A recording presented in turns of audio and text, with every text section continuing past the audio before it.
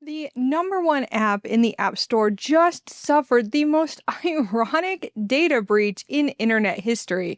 Women who were anonymously dragging men online just had their identities exposed to the entire internet, including driver's licenses, selfies, and every nasty comment they thought would stay private.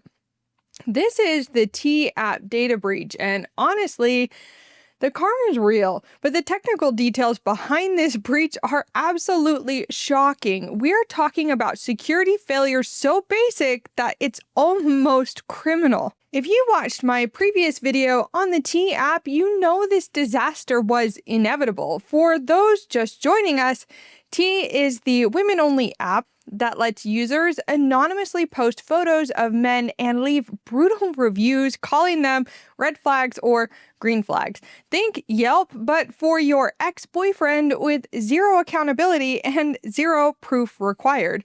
The app exploded to number one in the App Store this week with over 4 million users. Women were using it to blast men for everything from legitimate safety concerns to petty revenge over being ghosted after one date. No verification, no due process, complete anonymity. Sound too good to be true? Turns out it was. Yesterday morning, 4chan users, of course, made a discovery that sent shockwaves through the entire tech industry. T's security wasn't just bad, it was non-existent. We're talking about 72,000 user photos, including 13,000 selfies and government-issued IDs stored on a completely public server with zero protection. Let me repeat that. Zero protection. No passwords, no authentication, no encryption, nothing. 4chan users found a direct link to T's database and started mass downloading everything before the company could react. Driver's licenses, verification selfies, private messages, home addresses, all of it just sitting there like files on a desktop folder that anyone could access. So it wasn't even a hack or a leak. It was just downright stupidity. Like, an entry-level computer science major could have gotten this. Or a script kiddie. Now let's get into the technical nitty-gritty because this is where it gets absolutely insane. T built their app using Google's Firebase platform. For those unfamiliar, Firebase is Google's mobile app development platform. Think of it as a backend as a service that handles databases, authentication, file storage, and more. It's also not limited to mobile development. Firebase is actually incredibly powerful. It's used by about 30% of all apps on the Google Play Store. Companies love it because it's easy to set up and scales automatically. But here's the critical part. Firebase gives you powerful tools, but you do have to configure the security correctly. Think of Firebase like renting a safety deposit box at a bank. The bank provides the vault, but you have to set the combination lock. T basically left their safety deposit box wide open in the middle of Times Square with a sign saying free stuff inside. Oh no. Firebase uses something called security rules. These are like digital bouncers that decide who can access what data. When you're developing an app, Firebase offers two modes, a test mode, which allows anyone to read and write data for easy development, and locked mode, which denies all access until you write proper security rules. Kind of makes sense, right? So, as an example, here's what proper Firebase security rules should look like. For sensitive data, if you notice, the code says only let authenticated users access their own data. Basic Security 101. But T, their rules were essentially just open to everyone. Like, we can assume something like this. That literally means let anyone do anything. It's putting a bouncer at your club and telling him to just let everyone in, including people openly admitting they want to steal from you. The most damning part, this wasn't current data. T claims this was from a legacy system over 2 years old. That means they've been storing sensitive government IDs and verification photos in an unsecured location for years. This wasn't a sophisticated hack. This was insane, gross negligence. The 4chan users who found this breach weren't elite hackers. They used basic reconnaissance techniques that any security researcher knows. Here's how you could kind of assume that they did it. First, they might have decompiled T's Android APK file, and that's the installation package for Android apps. Inside every APK, you can find configuration files that show what services the app uses. They probably found Firebase's URL, like t.app.firebaseio.com, and that would probably have been hard-coded in the app. Next, they probably tried a technique called Firebase enumeration. With Firebase, if security is misconfigured, you can often access databases by simply adding .json to the database URL. So they probably tried something like this, and boom, the entire database just dumped as a JSON file. This is such a well-known vulnerability that security researchers have been warning about it for years. In 2021, researchers found over 24,000 Android apps with similar Firebase misconfigurations. Google even scrubs these vulnerable URLs from their search results, but other search engines do still index them. So, given that this is a known exploit, it's very possible that this is how T had their backend configured. Next, once they confirmed the database was public, the 4chan users probably created automated scripts to download everything. I think this is actually confirmed, but don't quote me on that. We are talking about almost 60 gigabytes of data, and that's not really something you download manually. That is small for a database, but still a lot, right? They shared direct links to Firebase storage buckets containing thousands of photos organized in predictable file structures. Users created Python scripts and used tools like wget to mass download entire directories. The data was so well organized that they could easily separate verification photos from user-generated content. Within hours, they had created searchable databases and even built tools to match driver's license photos with social media profiles. The level of organization to get this data was terrifying. This wasn't random chaos. It was systematic data harvesting. Now let's talk about the regulatory nightmare T is facing. This breach violates virtually every major data protection standard on the planet. Under GDPR, the European Union's General Data Protection Regulation, companies must implement appropriate technical and organizational measures to protect personal data. GDPR specifically mentions encryption and I can't say this word, pseudonymization as baseline security requirements. T failed catastrophically here. GDPR has 7 core principles for data protection. The first would be lawfulness and transparency. T collected government IDs but failed to secure them properly. Next would be purpose limitation. They kept verification data for years beyond its intended purpose. In reality, you should only need to use this for verification purposes, then it should be deleted. It should never be stored. Data minimization is that they stored more data than necessary, and then they didn't directly violate, but they also didn't even implement storage limitation. 2-year-old legacy data should have been deleted if not needed. Integrity and confidentiality was also a complete failure. The data was publicly accessible. They can't even demonstrate compliance with any of these principles. GDPR fines can reach 4% of global annual revenue or 20 million euros, whichever is higher. For a startup like T, this could be bankruptcy level money. I don't know specifically if they operate in the EU to have violated this, but if you are a developer and you want to operate in the EU, don't do this type of stuff. Now, we do have some areas in the US that I know for a fact are applicable. For example, the California Consumer Privacy Act adds another layer of legal hell. CCPA requires businesses to implement reasonable security procedures and practices appropriate to the nature of the information. Government-issued IDs are some of the most sensitive data you can collect.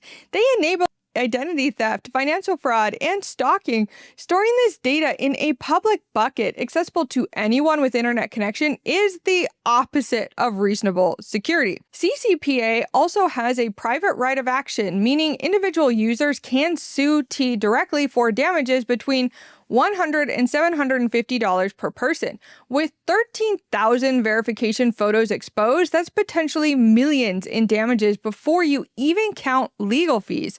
And here's the kicker. T operates in the US, but they do serve users globally. They're potentially subject to dozens of different data protection regimes, each with their own penalties. Again, I'm not 100% sure if they are in the EU, but there's a good chance that they are. So I just want to make that clear. This is more about the practices and standards that we should implement in the tech space. And you'll definitely want to consider GDPR. Now here's where this gets absolutely poetic, and why I call this the ultimate karma moment. The same women who were hiding behind anonymity to potentially defame, harass, and dox men are now having their information spread across the darkest corners of the internet. Think about the supreme irony here. You had women posting men's photos without consent, making unverified claims about their character, potentially ruining reputations and dating prospects, all while hiding behind fake usernames and promised anonymity. These weren't just safety warnings either. I've seen screenshots of posts calling men small dick energy for not texting back fast enough, or red flagging someone because they split the bill on the first date. Some posts included full names, workplaces, and social media handles of men who simply just didn't want a second date. Where's the crime in that? And now those same anonymous reviewers are the ones getting doxxed.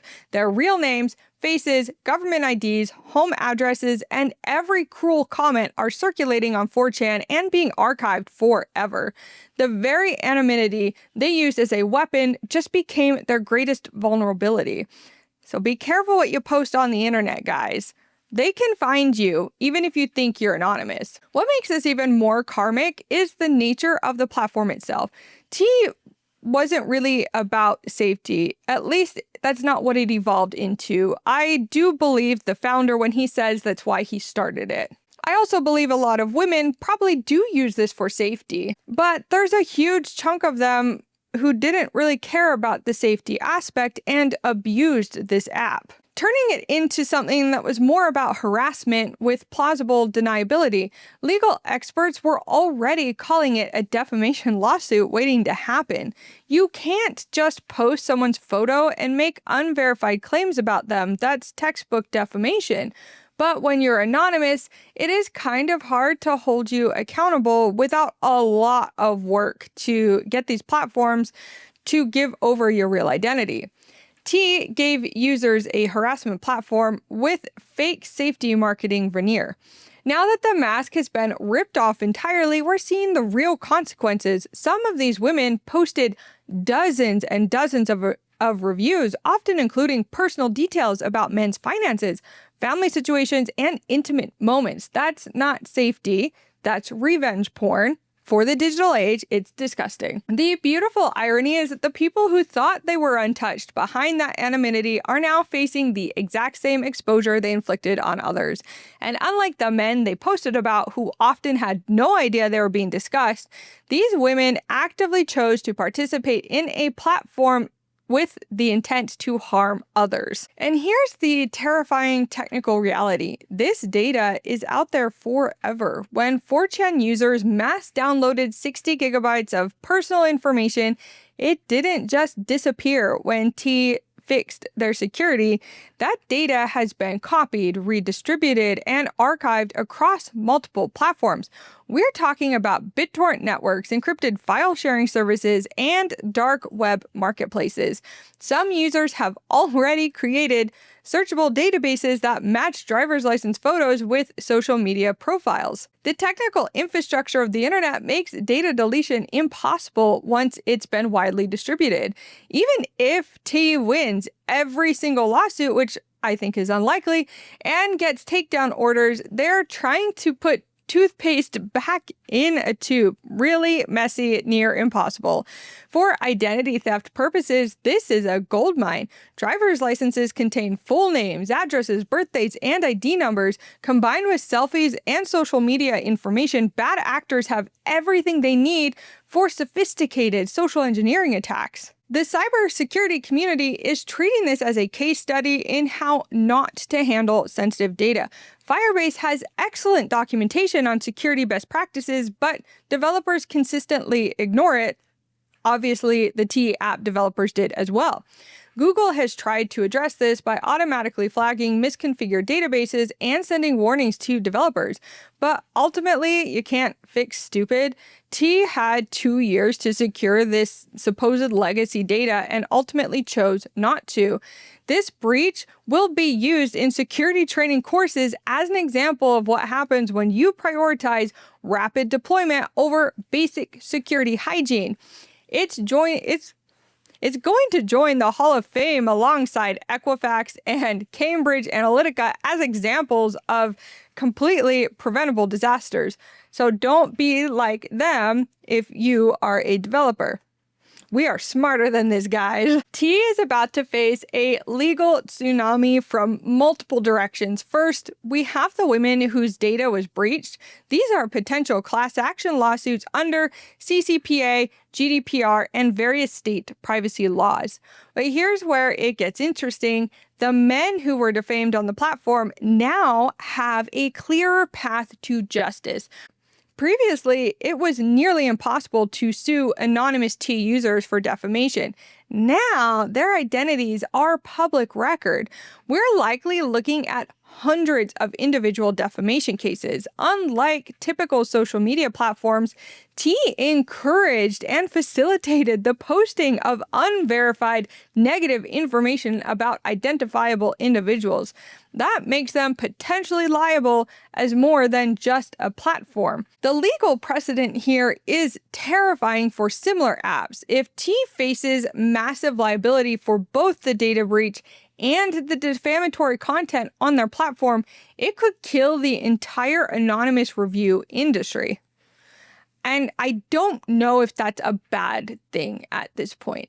You'll have to let me know in the comments below. Multiple regulatory bodies are already investigating. The FTC is going to be looking at unfair and deceptive practices. State attorneys general in California and New York claim to have already opened inquiries. Seems a little fast, but hey. European data protection authorities are coordinating in response under GDPR, and this could result in T being banned from operating in the EU entirely. It seems like government can move really quickly when they want to. Go figure. The real question is whether criminal charges might follow. Storing government-issued identification documents in publicly accessible locations could potentially constitute criminal negligence, especially if identity theft results from this breach. And let's be for real, it's going to. Anyone who's had your stuff leaked, call some people now. Just saying. This breach likely marks the beginning of the end for anonymous harassment platforms disguised as safety tools. App stores are going to face pressure to be more selective about apps that enable defamation. And I'm not against that. The insurance industry is likely to be responding soon. Cyber liability insurance policies is going to start to exclude coverage for apps that collect government identification documents without implementing proper security controls. And that makes this business model uninsurable and therefore unviable. The bigger question is how this affects legitimate identity verification across the tech industry. Hundreds of apps collect driver's license photos for age verification, account security, and fraud prevention. T's failure could lead to stricter regulations on how companies can collect, store, and secure government ID documents. We might see requirements for end-to-end encryption, mandatory security audits, and automatic data deletion. These requirements, I believe, should be in place, and I'm pretty sure a lot of this is standard practice already because nobody wants to deal with the nightmare that T is now going through. The irony is that T's negligence could actually make the internet safer by forcing better standards for identity verification. But it's going to come at the cost of thousands of women whose personal information is now permanently compromised. Karma's a bitch. The T app situation is honestly the perfect example of digital karma meeting technical incompetence. When you build a platform designed to anonymously harm others, don't be surprised when that harm comes back to you, especially when you can't even implement basic security. And this isn't just about one badly coded app. It's about an entire ecosystem of platforms that promise anonymity to enable behavior that would be acceptable in the real world. Whether it's anonymous harassment, defamation, or revenge posting, these platforms inevitably collapse under their own moral and technical weight. For any developers watching this, I just want to remind you, Firebase Security rules are not optional. Test mode is for development only. Government ID documents require the highest level of security, and for the love of all that is holy, delete legacy data that you're not actively using. I'm sure you all know this already, but I just gotta make this educational. Okay. For users, if an app promises anonymity to do things that would get you sued in real life, that anonymity is probably an illusion. And if you're uploading government IDs to verify your identity, ask yourself whether that app has the security infrastructure to protect them. But what do you think? Is this justice served, or did these women deserve better security for their personal data? And what should happen to apps that enable anonymous harassment? Let me know in the comments below. The internet has a long memory, and as T users just learned the hard way, anonymity online is never guaranteed. Anyway, that's all I've got for you today. Thank you so much for watching this video. I hope you have a fantastic rest of your day. Peace out. Bye.